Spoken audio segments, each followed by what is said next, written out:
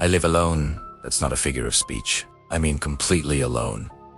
No roommates, no girlfriend, no pets, no neighbors close enough to hear anything through the walls. At 2:17 a.m., someone knocked. Not on the front door. On my bedroom door. I remember the exact time because I checked my phone right after the first knock. I had been half asleep, drifting in and out the way you do when your body is tired but your mind refuses to shut off. The room was dark except for the digital clock on my nightstand. Blue numbers.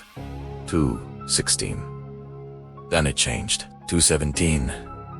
Knock, knock, knock. 3 slow taps. Evenly spiced. Not aggressive. Not loud. Almost patient. I didn't move at first. My brain tried to protect me by pretending I was still dreaming. That happens sometimes. You hear something and your mind wraps it in logic before fear has a chance to form. Pipes. Old house. Settling wooed, but the sound didn't come from the walls. It came from right in front of me. My bedroom door. I rent a small single-story house on the edge of town, built in the late 80s. 2 bedrooms, 1 bathroom, narrow hallway. If you stand in my room and open the door, you're looking straight down the hall at the front door. There's nowhere to hide. No stairs, no attic access, no basement, and I was the only person inside. I know that for a fact. I had locked the front door myself. Deadbolt and handle, I always do. The windows were closed because it had been raining earlier that night. I hadn't invited anyone over. No one had a key except the landlord, and he lives 3 hours away. The knocks came again. Knock, knock, knock. Same rhythm, some pursuit. Same exact spacing between each tap. That's when my chest tightened, because whoever or whatever was knocking wasn't trying to get my attention urgently. They weren't pounding. They weren't rushing. They were waiting. I sat up slowly in bed, listening, my ears strained for any follow-up sound. Footsteps. Breathing. A voice. Anything that would help my brain label what was happening. Nothing. Just silence. I whispered, "Hello." My voice sounded wrong in the dark, too loud, like it didn't belong there. No answer. I stayed frozen, staring at the door. The handle didn't move. The shadow under the door didn't change. If someone was standing on the other side, they were perfectly still. I reached for my phone again, still 2:17 a.m. I didn't understand why that bothered me so much until later. At the time, I was more focused on the fact that the knocking hadn't returned. No apology, no explanation, just waiting. I told myself it was nothing, that I'd imagined it, that my brain was halfway asleep and filling in gaps. I lay back down, pulling the blanket up to my chest like a shield. My heart was still racing, but I forced my eyes closed. I counted my breathing. In through the nose, out through the mouth. I don't know how long passed. Maybe a minute. Maybe 10 seconds, then knock. A single. Tap this time soft. Precise. Right on the door. I felt something cold move through my stomach. I sat up again, faster this time. My eyes went straight to the handle. Still nothing. I wanted to believe someone was playing a prank. A neighbor, a drunk stranger who got the wrong house. But that explanation fell apart the moment I realized the knocking wasn't coming from the front door. To reach my bedroom door, someone would have to walk through the house, past the locked front door, down the hallway. Right up to me, I swung my legs off the bed and stood up. The floor was cold. My entire body felt too awake now, like sleep had been ripped out of me. I took one slow step toward the door, then stopped. The air felt wrong, heavier, like the room had shrunk. I pressed my ear close to the door without touching it. I didn't want to make a sound. I held my breath. Nothing. No breathing. No shifting weight. No fabric brushing against wood. Just silence so complete it made my ears ring. "Who is it?" I asked. My voice cracked. For a moment, I thought that was it, that the knocking would stop and I'd feel stupid in the morning for panicking over nothing. Then the handle moved. Not turned. Not shaken, just pressed down slightly, enough to make the latch click without opening.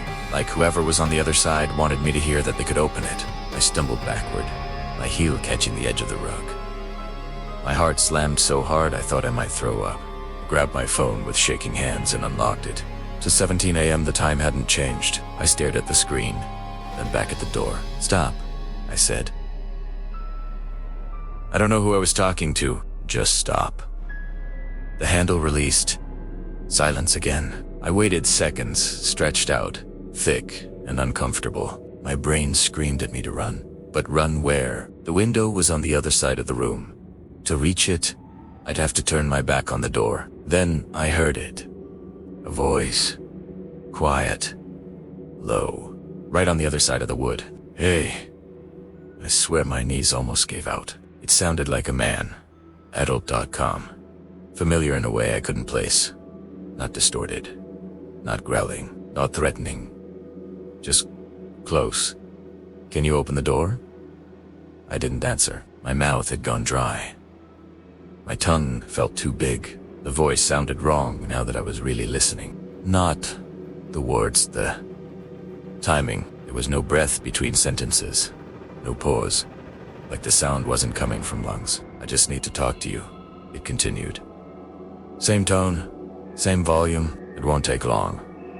I shook my head, even though it couldn't see me. Every instinct I had was screaming that if I opened that door, something irreversible would happen. "How do you know I'm here?" I asked. The answer came immediately. "Because you live alone." My stomach dropped. I had never said that out loud. I backed away until my shoulders hit the wall. The voice didn't follow. It stayed exactly where it was. "Open the door." It sighed again. This time, it sounded closer. Not physically closer. Emotionally. Like it knew me. "I don't want to wake them," the voice added. My blood went cold. "Them," I whispered. There was a pause. The first real pause since it started speaking. "Then you'll wake yourself." The knocking returned faster now. Not frantic. Insistent. Knock, knock, knock. I looked down at my phone again without meaning to 17 a.m. Still. That's when I realized something that made my skin crawl. The knocking wasn't coming from outside the door anymore. It was coming from inside the walls. The sound wasn't loud anymore. It wasn't even knocking the way a person knocks. It was more like something tapping from behind the drywall. Moving. Testing. As if fingers were dragging lightly along the inside of the walls, stopping every few inches to tap and listen for a response. I pressed my back harder into the wall behind me, like I could sink into it and disappear. My eyes darted around the room, trying to make sense of the layout I'd known for years, and suddenly didn't trust. The tapping moved. Left to right, slow, deliberate.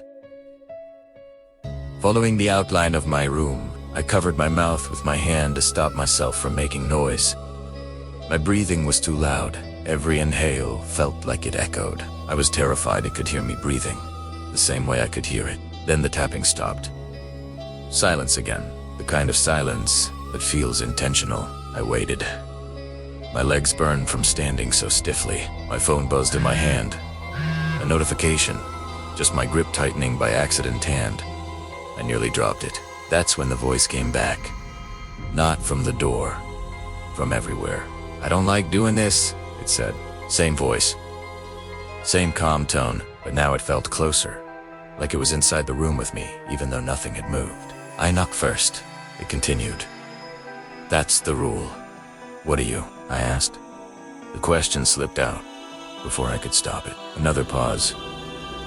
Longer this time. Then, softly, almost apologetically, not someone who should be locked out. The tapping resumed, but now it was above me, in the ceiling, directly over my bed. Tap, tap, tap. Dust drifted down from the corner where the wall met the ceiling. I snapped. I rushed for the door, yanked it open, and flipped on the hallway light all at once. Nothing. The hallway was empty. Front door still locked. Chain in place. Windows dark. Reflective. No movement. No shadows that shouldn't be there. I stood there, breathing hard, scanning every inch of the house. The silence felt normal now. Too normal, like the house was pretending nothing had happened. Then I noticed something. My bedroom door. The inside edge of the frame was scratched. Not deep gouges, thin lines. Parallel, like fingernails dragged lightly across the wood. I hadn't seen them before. I knew I hadn't. I backed into the hallway and closed the door again, slower this time, never taking my eyes off it. My hands were shaking so badly I could barely grip my phone. 2:17 a.m. Still. I opened my camera and hit record. I don't know why. Some instinct, proof, maybe. Or the feeling that if this was happening, I needed to document it. I whispered the time and date into the phone, my voice barely audible. Then I aimed the camera at the door. That's when the handle turned, fully this time. Slowly. The latch clicked.